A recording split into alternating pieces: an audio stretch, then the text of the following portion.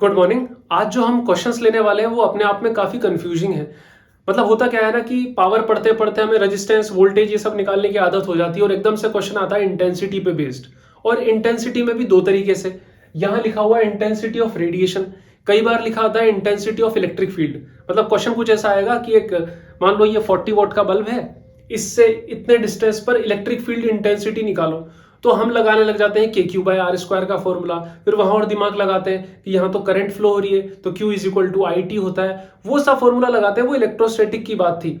यहाँ पर इससे जो रेडिएशन आ रहे हैं उसकी वजह से इलेक्ट्रिक फील्ड आएगा, वो फॉर्मूला हमें अप्लाई करना है। देखो समझो, ये एक बल्ब है, इसको जब मैं सप्लाई दूंगा तो इससे रेडिएशंस निकलेगी। रेडिएशंस कौन सी? इलेक्ट्रोमैग्नेटिक वेव की। इलेक्ट्रोमैग्नेटिक वेव के पास इलेक्ट्रिक फील्ड और मैग्नेटिक फील्ड दोनों होता है। उस इलेक्ट्रिक फील्ड की बात कर रहे हैं वो, यहाँ पर K Q by R square नहीं लगाना। यहाँ पे चार्ज मोशन में, वहां पर K Q by R square static charge पे लगता था, वो बिल्कुल भी नहीं लगाना, कंफ्यूज नहीं होना। अगर इस वीडियो को पूरा अच्छे से देखोगे कंफ्यूजन क्लियर होगा।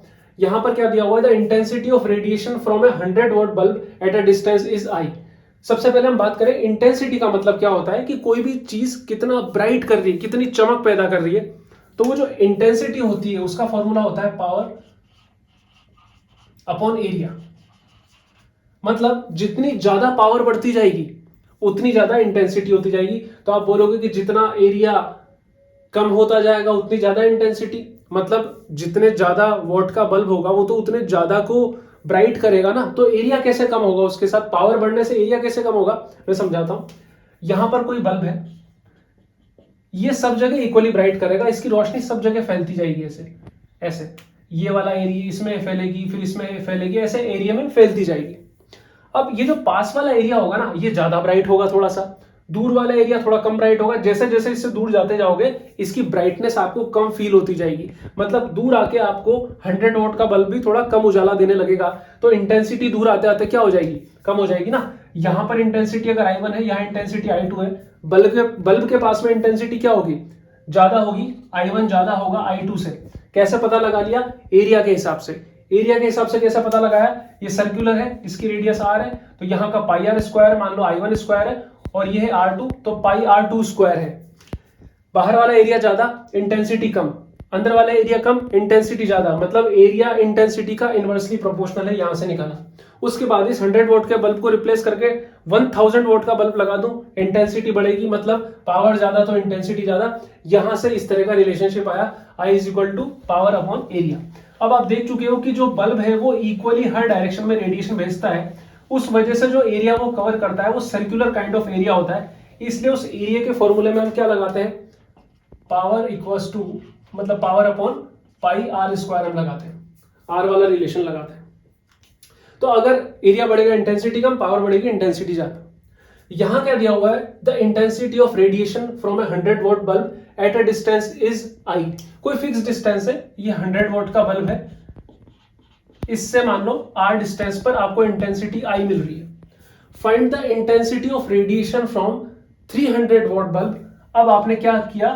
300 वॉट का बल्ब लिया और again eight the same distance, again distance क्या लिया आपने? I, और यहां पर आपसे इंटेंसिटी पूछी जा रही है I डैश। अब क्योंकि आपने डिस्टेंस सेम ले ली तो एरिया सेम बनेगा दोनों के लिए, तो एरिया तो क्या हो गया? कांस्टेंट हो गया। तो intensity of radiation proportional to क्या हो गई? पावर हो गई। अब पावर 3 टाइम्स हुई है, 100 से 300, तो इंटेंसिटी भी कितनी हो जाएगी? 3 टाइम्स हो जाएगी। निकाल सकते हो I2 upon I1 equals to P2 upon P1। P2 कितना है? 300 वॉट, और ये 100 वॉट कट गया। I2 is equal to 3I1, और I1 कितना दे रखा है? I, तो 3I आपका आंसर आ गया। रेशो में भी पूछा जा सकता था, final to initial 3:1। Next question की तरफ बढ़ते हैं। तो यहां पर जो क्वेश्चन है उसमें थोड़ी सी टर्म्स चेंज हुई है। द इलेक्ट्रिक फील्ड इंटेंसिटी, यहां पर इंटेंसिटी ऑफ रेडिएशन नहीं है, इलेक्ट्रिक फील्ड इंटेंसिटी है, produced by the radiation coming from 100 watt bulb at a distance of 3 meter is E। The electric field intensity produced by radiation coming from 400 watt bulb. मतलब पहले जो power थी वो थी 100 what की, अब जो पावर कर दी है वो 400 वॉट की कर दी है, लेकिन डिस्टेंस सेम है, एट द सेम डिस्टेंस, तो डिस्टेंस हमें कोई मतलब नहीं रहा। सबसे पहले हमें सोचना है कि पावर और इलेक्ट्रिक फील्ड इंटेंसिटी का क्या रिलेशनशिप है, ये हमें सोचना पड़ेगा। देखो यहां पर K Q by R square मत लगा देना इलेक्ट्रिक फील्ड के लिए, क्योंकि वो स्टैटिक चार्ज के लिए लगता था, यहाँ करंट फ्लो हो रही है। यहाँ पर किसी भी बल्ब से जो ब्राइटनेस है, जो इंटेंसिटी रेडिएशन निकल रही है, उसकी वजह से जो इलेक्ट्रिक फील्ड इंटेंसिटी वो पूछी जा रही है, क्योंकि इलेक्ट्रोमैग्नेटिक वेव में दोनों तरह के रेडिएशन होते हैं। अब आप यहाँ पर समझो कि इलेक्ट्रिक फील्ड इंटेंसिटी मतलब इलेक्ट्रिक फील्ड और पावर का क्या रिलेशन है। तो हमें पता है कि इंटेंसिटी तो ये होता है I is equal to power upon area, यहां तक तो हमें पता है। तो इस इंटेंसिटी और इलेक्ट्रिक फील्ड का रिलेशन अगर मुझे पता लग जाए तो मेरा काम आसान हो जाएगा। तो ये जो इंटेंसिटी ऑफ रेडिएशन होती है, आधी इसकी होती है इलेक्ट्रिक फील्ड की वजह से और आधी होती है मैग्नेटिक फील्ड की वजह से। मतलब इसका जो आधा हिस्सा है, हाफ ऑफ दिस इंटेंसिटी, वो आता है इलेक्ट्रिक फील्ड की वजह से, और उस इलेक्ट्रिक फील्ड को ही लिखा जाता है half epsilon not C E square. ये सी है speed of light in vacuum, ये, और ये एक्चुअली में आरएमएस वैल्यू होती है, कुछ भी नहीं लिखा मतलब आरएमएस है। एक होती है आरएमएस वैल्यू, एक होती है इंस्टेंटेनियस वैल्यू। जो इलेक्ट्रोमैग्नेटिक वेव है वो साइनोसोडियल होती है, तो इनकी वैल्यू कोई फिक्स नहीं चलती है हमेशा। तो एक कांस्टेंट वैल्यू बना दी जाए उसको आरएमएस वैल्यू बोलते हैं। और जो पीक वैल्यू होती है ई नॉट से लिखी जाती है, √2 टाइम्स ऑफ ई आरएमएस होती है। ऐसे भी क्वेश्चन पूछे जा सकते हैं, बहुत डीप में मत जाओ। यहाँ पर जो दिया हुआ है आपको ई, वो आरएमएस ही दिया हुआ है। जब कुछ नहीं लिखा रहता है आरएमएस ही होता है, वो पीक के लिए वो लिख के देते हैं। तो मतलब इसको सिंपली मैंने लिख दिया। अब इसको हाफ से हाफ काट दिया, ये पूरा फॉर्मूला ऐसा था। तो पहले मैं हाफ लिखूं फिर मैं काटूं, इससे अच्छा है ना मैं डायरेक्ट ऐसे लिख दूं। इस तरीके से रिलेशनशिप इंटेंसिटी ऑफ रेडिएशन का इलेक्ट्रिक फील्ड से ये रिलेशनशिप हो गया, ठीक है। तो मतलब E इज इक्वल टू मैं क्या लिख सकता हूं, E square equals to I upon epsilon not C, इस तरीके से लिख सकता हूं। लिख दिया इस लेकिन हमें तो आई की जगह बदलना था ना, वो क्यों बदल रहा हूं मैं, आई की जगह तो पुट करना है, इस आई की जगह तो पुट करना है, तो पुट कर देता हूं epsilon not C E square equals to, इस रिलेशनशिप को यहां पुट कर रहा हूं, पावर अपॉन एरिया, ठीक है। अब इसको मिटा दूं यहां से, देखो इसको यहां से हटा रहा हूं, इसी को पुट करा है बस। चलो अब देखो यहां पर दोबारा लिख दूं, किसी को कंफ्यूजन हो तो, intensity of radiation epsilon not C E square, ये वैल्यू पुट करी है मैंने यहां पर। चलो अब देखो यहां पर कि ये जो एप्सिलॉन नॉट है ये क्या होता है, permittivity of electrical permittivity of vacuum free space, ये स्पीड ऑफ लाइट, ये कांस्टेंट है, और क्योंकि सेम डिस्टेंस पर इसलिए एरिया भी कांस्टेंट है। यानी कि यहां से क्या निकला, ई स्क्वायर प्रोपोर्शनल टू पावर, मतलब E प्रोपोर्शनल टू √P। देख रहे हो पिछले वाले क्वेश्चन में इंटेंसिटी प्रोपोर्शनल टू पावर होती है, लेकिन electric field intensity proportional to √P होती है। ये ध्यान रखना, ऑप्शंस में ऐसा मिल सकता है कि दोनों से आंसर आ रहे हो, √P वाले से भी और P वाले से भी। तब ध्यान देना कि इलेक्ट्रिक फील्ड इंटेंसिटी दी है कि सिर्फ इंटेंसिटी ऑफ रेडिएशन दिया है। यहां पर क्या था कि पहले पावर कितनी है, अब ये हम फॉर्मूला निकाल लेते हैं simply, E2 upon E1 equals to P2 upon P1 root में। P2 कितना हो गया 400, P1 कितना है 100, रूट में आएगा 4 का हो जाएगा 2, तो E2 equals to 2 times of E1।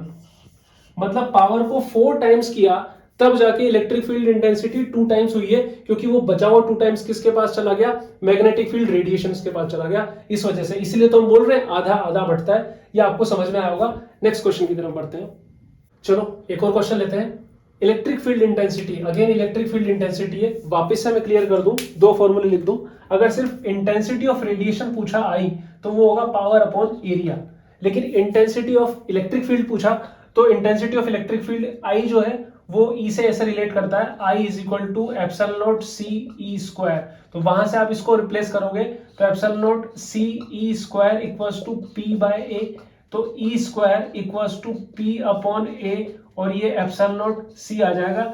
ये रिलेशनशिप होगा इंटेंसिटी का और इंटेंसिटी ऑफ इलेक्ट्रिक फील्ड का। अब आप देखो यहाँ क्या पूछा है, तो electric field intensity produced bye 100 watt bulb, मतलब P1 कितना दे रखा है आपको 100 वॉट दे रखा है, at a distance of 3 meter is E, इसकी वजह से इंटेंसिटी E है, मतलब E1 जो दे रखा है वो E दे रखा है। The electric field intensity produced by the radiation coming from 60 what bulb, मतलब P2 कितना हो गया 60 वॉट हो गया, एट द सेम डिस्टेंस, मतलब डिस्टेंस सेम है तो R का कोई मतलब नहीं रहा, मतलब एरिया का कोई सिग्निफिकेंस नहीं रहा। और ये दे दी E2 जो है आपको ये दे रखा है √x/5, वहां पर आपको x की वैल्यू निकालनी है। बहुत ही आसान क्वेश्चन है, क्योंकि डिस्टेंस सेम है तो area constant, epsilon not constant रहेगा, मीडियम चेंज नहीं कर रहा और c तो कांस्टेंट ही रहेगा। तो ई स्क्वायर प्रोपोर्शनल टू क्या हो गया, E square proportional to P. Generally question में ऐसे ही सॉल्व करता हूं, जब भी कांस्टेंट चीजें हटाता हूं प्रोपोर्शनल लगा देता हूं। तो E proportional to root P हो गया। E2 upon E1 equals to P2 upon P1 root में। P2 कितना है, P2 है 60 और P1 कितना है 100। ठीक है, एक जीरो से एक जीरो गया, 2 3 जा 6 और 2 5 जा 10, मतलब E2 upon E1 equals to root में 2 3 जा 6 और 2 5 जा 10। तो E2 इक्वल्स टू आ गया E1 मल्टीप्लाई में जाएगा रूट में 3/5 और E1 इक्वल्स टू क्या है, E है। तो ये मैच हो गया। देखो इसको और इसको मिलाओ, x की जगह क्या आ रहा है 3, यानी कि x इज इक्वल टू क्या आ गया 3 आंसर। एक और क्वेश्चन करते हैं, चलो इस क्वेश्चन की तरफ बढ़ते हैं। अ 100 watt bulb produces an electric field. Again electric field intensity या इंटेंसिटी ऑफ इलेक्ट्रिक फील्ड ना देके सिर्फ इलेक्ट्रिक फील्ड दे दिया, ताकि हमारे दिमाग में ट्रिगर्ड हो इलेक्ट्रोस्टैटिक का फॉर्मूला KQ/R² और ये क्वेश्चन हम गलत कर दें। वो लगाओगे तो पता नहीं क्या आंसर आएगा। तो 100 watt bulb produces electric field of 2.9 volt पर मीटर। सबसे पहले मैंने लिखा कि P1 इज इक्वल टू कितना है 100 वॉट है, और कितनी इलेक्ट्रिक फील्ड प्रोड्यूस हो रही है, E1 इज इक्वल टू हो रही है 2.9 वोल्ट पर मीटर। कहां प्रोड्यूस हो रही है, at a point of 3 meter. ठीक है, if the bulb is replaced by 400 watt, P2 कितना ले लिया 400 वॉट ले लिया, तो इलेक्ट्रिक फील्ड इंटेंसिटी मतलब E2 आपको बतानी है कहां पर, एट द सेम पॉइंट, मतलब R equals to again 3 meter पर। जब R सेम है तो उससे बनने वाला एरिया πr² सेम होगा, तो मतलब एरिया कांस्टेंट हो गया। एप्सिलॉन नॉट कांस्टेंट है, C कांस्टेंट है, तो E स्क्वायर प्रोपोर्शनल टू क्या हो गया, यहाँ पर P हो गया। E square proportional to P, मतलब E स्क्वायर की जगह लिख सकता हूं ऐसा। तो यहां हो जाएगा E2 upon E1 equals to P2 upon P1। इस तरीके से करता हूं मैं क्वेश्चन, आपको पता ही है। P2 कितना है 400, P1 कितना है 100, ये कट के आ जाएगा 2/1, मतलब E2 इक्वल्स टू आ जाएगा 2E1, 2 multiply by E1, E1 ये रहा 2 मल्टीप्लाई बाय 2.9, ये आ गया 5.8 वोल्ट पर मीटर। E2 की वैल्यू, ये आंसर जो हमने आंसर निकाला है। अगर ये वीडियो आप यहां तक देख रहे हो तो बहुत अच्छी बात है, एक तरीके से बोनस वाली बात मैं आपके लिए बोल रहा हूं। आपने जो ये E2 निकाला है, इलेक्ट्रिक फील्ड इंटेंसिटी निकाली है, ये निकाली है ERMS। जब तक कुछ भी नहीं दिया जाता तो हम जो वैल्यूज निकालते हैं वो RMS वैल्यूज निकालते हैं। अगर आपको यहां पर पीक वैल्यू पूछ ली जाती, साइनोसोडियल वेव में ये होती है पीक वैल्यू, अगर ये पीक वैल्यू पूछ ली जाती जो कि हमेशा अवेलेबल नहीं होती, तो पीक वैल्यू के लिए E0 डोनेट करते, ये डिनोट करते हैं, और E0 होता है √2 टाइम्स ऑफ ERMS। मतलब जो भी वैल्यू अभी आपने निकाली है 5.8, इसको √2 यानी कि 1.4 से मल्टीप्लाई करके जो आंसर आता, वो आंसर आता आपका पीक वैल्यू वाला। एक और चीज मैं आपको बताता हूं, अगर आपको यहां पर मैग्नेटिक फील्ड भी पूछ लिया जाए, बोथ RMS वाला या फिर पीक वैल्यू वाला, तो वो भी हम निकाल सकते हैं। इलेक्ट्रिक फील्ड से magnetic field with the help of C, speed of light, किसे निकाला जाता है, तो B इज इक्वल टू होता है E/c। यह फॉर्मूला होता है जहां पर C की वैल्यू होती है 3 × 10⁸ मीटर पर सेकेंड। तो अगर आपसे peak value of magnetic field पूछे तो यहां पर peak value of electric field आ जाएगा। अगर RMS पूछे तो आप सिंपल ऐसे भी लिख सकते हो। इसका आंसर जो आएगा टेस्ला में आएगा या weber per meter square, weber per meter square में आएगा, क्योंकि मैग्नेटिक फील्ड की यही यूनिट होती है। तो आई होप आपको ये वीडियो समझ में आए होंगे। मैं और भी ऐसे वीडियोस लाता रहूंगा। आप अच्छे अच्छे कमेंट करो, लाइक करो, शेयर करो, मुझे मोटिवेट करते रहो, मैं ऐसे मेहनत करता जाऊंगा। Thanks for watching.